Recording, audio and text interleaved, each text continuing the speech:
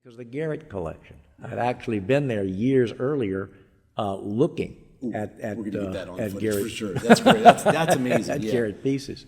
So are we ready? Okay.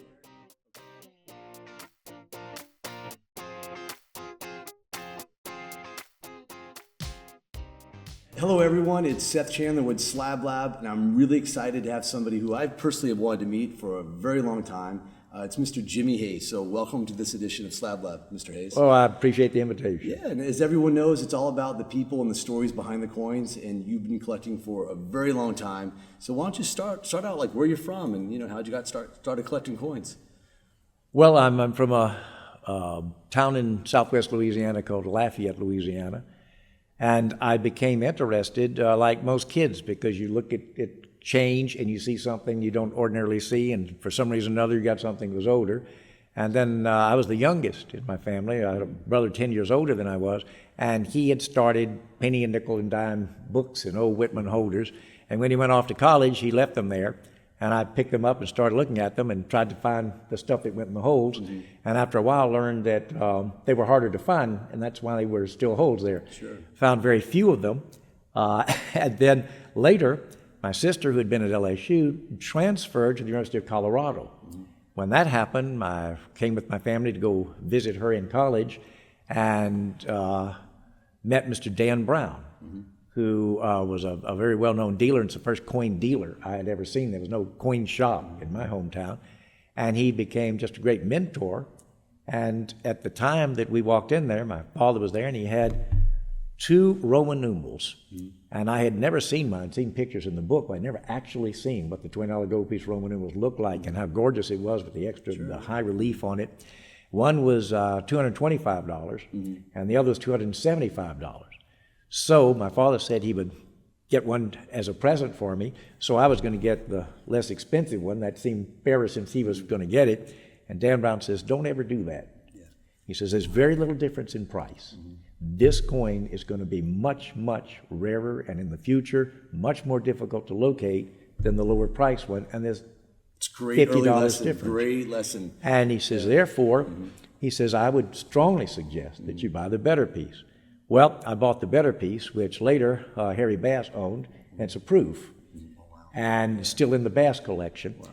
And I never forgot that. So I began with his writing letters to me, which he was just wonderful as a mentor. Mm-hmm. And I began because I couldn't afford anything really expensive. My father had paid for that. So you were writing letters? You were communicating with Harry Bass? Bass? Yes. Oh, really?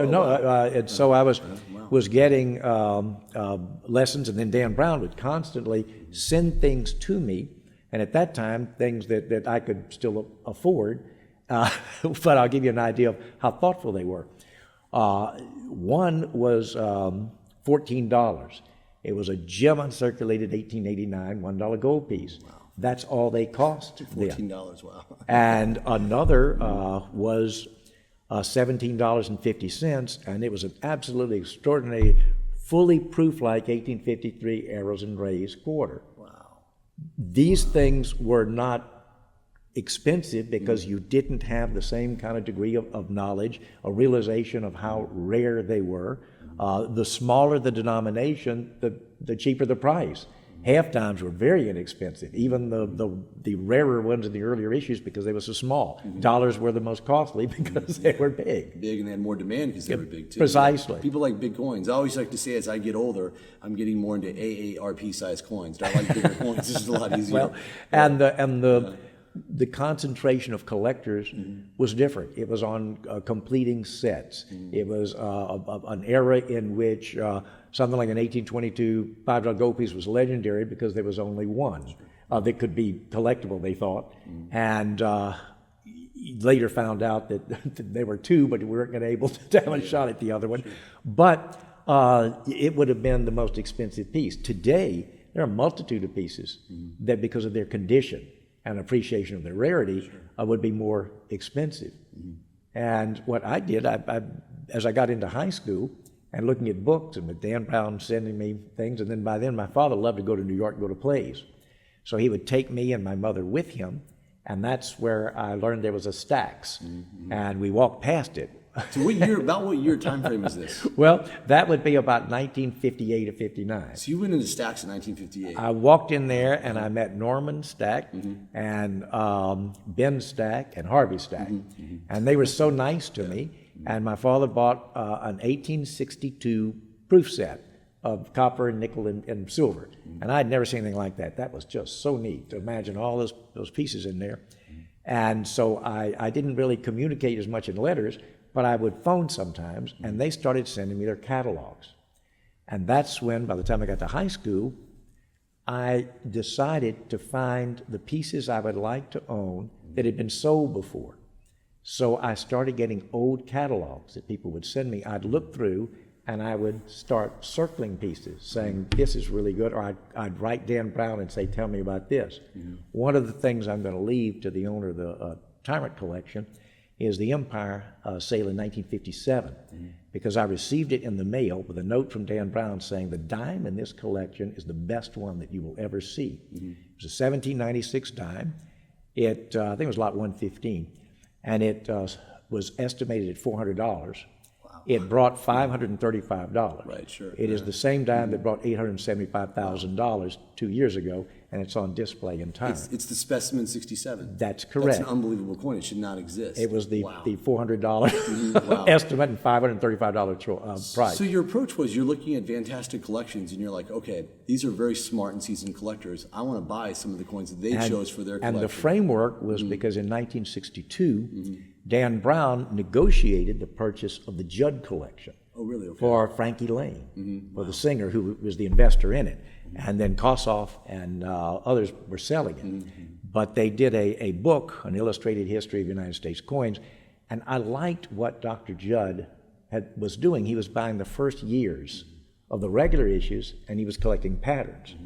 Well, I didn't have the same interest in all the patterns, but I decided that what would be interesting was to take the pattern closest to the regular issue, or a transitional pattern, and I wanted the first years. Okay. So I began that collection not so much with buying them as locating them, because the illustrations in that Judd book had pieces I couldn't afford, but I started keeping a catalog of what they were and where the best ones were. And in later years ended up with many of those pieces. So it's interesting how you're developing your collection because, today's the internet, you have, like Heritage Auction Archives That's or right. PCGS Coinfax, but back then you had to actually get the catalogs, create your own notes, your own schematics of what coins are where, and you had to track them down. It's really much more of a hunt. Oh, and to keep looking, and there were only a handful of people who, and of course I didn't know most of them, and you're right, information was limited to auction catalogs, because books did not exist on those subjects. You had a lot of the early large cent collectors who had done a great deal of research. And so you had a lot of information, and I wasn't really collecting the copper for the very simple reason that if you've ever been in South Louisiana humidity, you would know not to collect copper. Sure, yeah. So a red coin turns brown real quick, and get spots on it. So that's the few copper pieces I own stayed in New York the entire time that I owned them. I didn't want them to leave. But there was no source as there is today for so many of the other subjects. And you have these stories now, almost all of which are not true. I'll give you one example, because I ended up buying the coin. When I was in high school, the St. Oswald pieces sold. And I never even dreamed of having enough money to buy a $70-94. Later, I bought one of the St. Oswald pieces. In fact, it's going to be sold in a few weeks. That particular piece had been said by dealers who were talking about it as when the Ostheimer collection was stolen, this piece was among them, and that the thieves dropped it, it hit the edge and made an edge mark. Well, even in high school, I went out and dropped dollars. You could not possibly That's pretty cool. make the edge Make land a cut that way. like that. Yeah, sure. So I had the catalog from when it was resold, and I looked at that catalog. And it said that it had a planchet defect on the edge. But apparently none of them ever read that. They automatically assumed that this stupid story was true because they repeated it enough. And there are dozens of stories like that that have no actual basis. That's funny. The Ostheimer piece was the better of the two. And Mrs. Ostheimer had the piece, and later it was sold. I purchased it. John Danforth and I bought that piece together at a fun show in Florida years and years later. Sure. What's the grade of that coin today? 66 plus. I love that coin. Yeah. It is. It's about to be sold in a few It's days. from the Pogue collection, right? That's correct. Yeah, it's unbelievable coin. Actually, I love it. Poe bought that. David Akers got him to buy that and to start type coins because he says you're never going to have a chance at some of these pieces. And so he bought the 1808 quarter eagle I had, which is a Dr. Judd piece and an ex-Colonel Green piece, and it's also in Tyrant right now. It's unbelievable. It's far and away the best one. It's gorgeous color, everything. And some of the other pieces, and began more interest in type other than just what he was doing in the gold collection varieties. So, and many of those pieces ended up in Poe. Sure. So, at what point did you start the transition into really kind of focusing on an amazing type collection that you had? Can you tell us more about that collection? Well, it simply resulted from having enough money to be able to buy some things, because it was the same thing that I wanted to do as a kid. Sure. Okay. So, but I couldn't afford. What was your career? Couldn't afford. What were you doing as a career as a young man? Well, I went to Tulane Law School. Was working for a law firm down in New Orleans. Then later began working. Left to go back and start my own practice in Lafayette. Later, I became Louisiana State Bank Commissioner. But actually, the work that I did that made money was not practicing law. It was because of the relationships of doing that. I went into business with a real estate developer, and I did the legal work for them. That's how I got to know them. Sure. And then I started participating with them on building some of the things that they were building at a shopping center. It's like Harry Helmsley. I heard he went into real estate that way too as well. I wouldn't be surprised. Sure, yeah. So that I ended up making enough money in that way to be able to buy coins. And remember, we're still talking about different price ranges. The 1796 dime was $10,000. Wow. And what year is this? When was that? That would almost have to be about 1981 or two. Wow, that's it? That's right. I would figure it would have been worth a lot more. It's pretty much $1 million coin today. By far and away the finest known, shouldn't exist. It was only reckoned. Wow. Because one is it's a dime, and you've got to realize that the dynamic has changed toward condition and grade and toward the size of the coin itself. But what you might be interested in is there were two of them, and I couldn't decide which was better. And both of them are from the same die, and both in the same die state, where the first, the star doesn't have the die crack in it. And I finally went with the one that I bought to replace the one I had because it was struck slightly better. But the two are almost identical. You could not argue which was struck first. You could argue which you liked better, and the other one also is fully proof-like. But you can't argue that they're not made that A or B was the first one. And just to explain to people what the difference is in the transition we've seen, it feels like dramatically more, especially the last 10 or 15 years. You have condition rarities versus classic ultra rarities. You have coins that are rare coins. They didn't make very many of them and there may be 10 or 15 known, but a lot of them may not be that beautiful. But then you have a coin that's a little bit more common, like a 1796 dime, that is just insane condition. And historically, it was maybe worth 5-10 times as much as a basic example, but now it's like could be worth 200 times what a basic example is worth. So, the transition, it's fascinating to see it, that people really, really appreciate quality over anything else. And you can see from the sale of the 1822 $5 gold piece, that would have been the most expensive coin, whatever it would have brought back at that time. Today, if you put 20 pieces in there that you and I could list, it would finish 20 of them out of putting that group together. That's the transition. What Dan Brown was talking about then became a game, and you can thank David Hall. David Hall invented the equivalent of video games, and he invented having the highest graded pieces in a contest. He immediately had contestants create themselves who wanted to have the best one there was, therefore the highest grade and the highest numbers. Then it became a war of who could win those contests. That turned the market into what you're talking about, so that the finest known had a huge premium above number two. No matter what it was, even if it was a Franklin $half. It had this huge premium and an enormous amount of money compared to number 2, 3, and 4. Yeah, that's true. And because of that, we have, I think, so many more collectors these days. Like back in the 50s, you'd probably have uncirculated choice and maybe like a wild gem coin or something like that, versus now, collectors, there's so many more collectors, and they're so fanatical about quality that just a coin that's a little bit higher graded or a plus or the next grade up is worth a tremendous amount more. That's correct, and it also, however, makes it interesting. You have a lot of people that don't know it, but they're collecting slabs. They're not collecting coins, and if they really knew more about coins, if I took 10 slabs that I have seen of the same date and mint and turned them over and put them down, I don't think you'd get them in the same order they were graded. Oh, sure. Because you have a lot of that is subjective. Sure. And I've seen pieces that were a 65 that I would never have bought, and I've seen pieces that were a 62 that I think are spectacular. Sure, yeah. And it's all, a lot of times it's hit or miss. And then when you, to be fair to the graders, they know a lot about some things, but when you get to some pieces, you have to know a lot more than trying to put that standard of a regular coin standard against how nice they really are. And in those occasions, they tend to grade something. I'll give you an example. 1866 quarters, always very weakly struck. Sure, yeah, flat. And therefore, you might see a 66 quarter that's really, really nice as 63 that is better than anything you will see that is 65 in terms of the way it was made and what it is. So you have those kind of changes. Then other times, quite frankly, you and I can disagree on whether something is 63 or 64 or 64 or 65, and we both have an honest opinion. And if one of us is making the slab, then our opinion is going to hold. I mean, we both walk into an art museum together. We look at a Van Gogh. You can be like, I love that. You can be like, yeah, it's okay. I get it, but same thing with coins. We all can have our own. We all have our own versions of what really is eye appeal. Right, and I won't do details because it's amusing, but I don't intend to. I intend to use this to illustrate a point, not to pick on a person.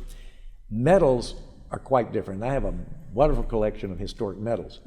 Metals aren't coins, but they're graded like they were coins, and therefore you have things like the following. There's a piece that I bought in a heritage auction. And it was graded as a piece that was not genuine, and it was considered to be nothing more than an electrotype copy or something like that. Sure. Well, what the piece was, and the way it was made, it actually, all of them were struck on cast planchets. Really? Okay, interesting. So when they looked at that and saw the planchet condition, they assumed it wasn't real. Sure. But just the opposite. Sure. It's very rare, and it is real. Right. And every single one of them made in that era. Sure. They're made later. I see. They're made later with a different planchet. Right, okay. So if you don't know that, then you assume that's real, and that one's not. And the fact is, they're both real. And the earlier and rarer one is the one that's struck on that planchet. You think it's fake, you think it's electrotype because it has the little ring around it, but that's how they were made. So it's a lot of it's like what you were doing. A lot of books. There's a lot of information out there, and you have to know that. And sometimes it takes. And then there is no books on a lot of those more esoteric things because the book wouldn't sell. Nobody's ever going to write a book about some of the minutia that I'm talking about because you're going to sell 2 copies. There's no demand. I always tell people, they always ask, what makes a coin worth something? It's very simple. It's how many of them are out there, the demand and the condition. It's always important. But so tell me more about your typeset. I'm really fascinated by your typeset because I remember what year was it auctioned? It was auctioned 1985. Okay, because I went to A&A Summer Seminar in 86 and 87 just for been 2 sold, years. Just been sold, and there was your auction, and I had heard of it. And I remember we all fought as young numismatics to get that catalog because they had it in the library because it would just had some drop-dead amazing coins in it. I mean, it was a typeset, and it involved gold, and it was just each coin. The gold was not in the catalog. The gold had been sold separately. Some sold in some of the apostrophe sales, and some sold to individual people. Okay. Because the number of gold coins wasn't nearly as big. Sure. So the auction was the silver coins and the commemoratives. And what is amusing to me, you got to remember how commemoratives at that time, I collected in a way that it was a combination. I love the colors, but I also wouldn't buy anything that had a bag mark anywhere. So if those pieces were graded today, I don't know what you would grade them at. Stax, when they did it, just referred to Jim almost over and over and over again. It had taken 20 years to do it, and I have seldom seen anything with any grade on it that didn't have a bag mark and I wouldn't buy anything. It was tough. a game. That's tough. It was just a game. Yeah, it's and it's so the video game of like finding perfection. and unfortunately, that book was not done in color, so you can't see what they look like. Now and again, I'll see one of them, and the only 3 or 4 I've seen that I know were mine are in 68 holders. Wow. So because they're the combination, Sure. and the other part that having done that, they're colors that are very, very vivid and very wonderfully created, and they are created. They're not they're not natural colors. Right. You see pieces that were never that color, and so I don't know how a collector feels about that, or whether you care. Yeah. But I don't think I would have wanted those that were colored that really didn't belong through the natural color. But you know what? Maybe I would have. Maybe that would have been so pretty that I would have said, well, it doesn't matter. If you created one naturally and one not naturally, they're still that nice and they're still that pretty. So that's up to the collector. Is there a particular story? Like, is there a coin that you were like really worked hard to acquire, that you just had to travel, you had to do this, you had to finagle or trade? Was there something that involved a long and enjoyable chase to get a coin? And that being one of your favorite Well, the coins? chase was waiting until maybe the piece you wanted was sold. That still goes on today.